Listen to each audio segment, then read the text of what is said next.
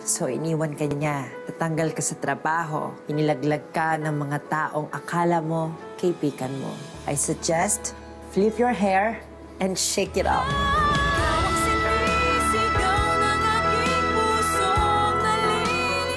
This is Destiny calling. Hello. Wala nang sisihan. Whether it is your fault or someone else's, it no longer matters. It's as pointless as regretting. Bad things happen. People change. Circumstances get worse. May ganyan talaga sa buhay. So what happens now? Eh di babawi ka, aangat ka na uli sa buhay.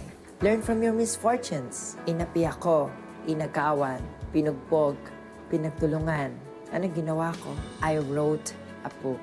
Sample lang yan ng kung paano ko ginamit ang lessons learned from experiences para makabangon ulit. Sabi nga nila, when life gives you lemons, learn to make lemonades. Pag may crisis, huwag magpabebe at umemote na lang. Gather yourself and execute a plan.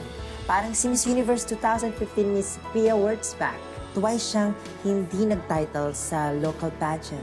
Pero sumali pa rin siya ulit hanggang makakuha siya ng title. And eventually, she won the 3rd Miss Universe crown for the Philippines.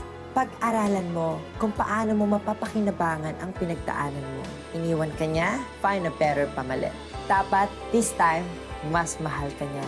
Or better yet, learn to be happy with yourself, by yourself, for yourself.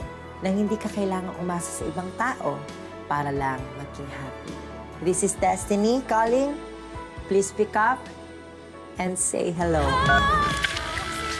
Na ako'y tanggapin, ako'y mahalin, pag-ibig mo rin, mapasa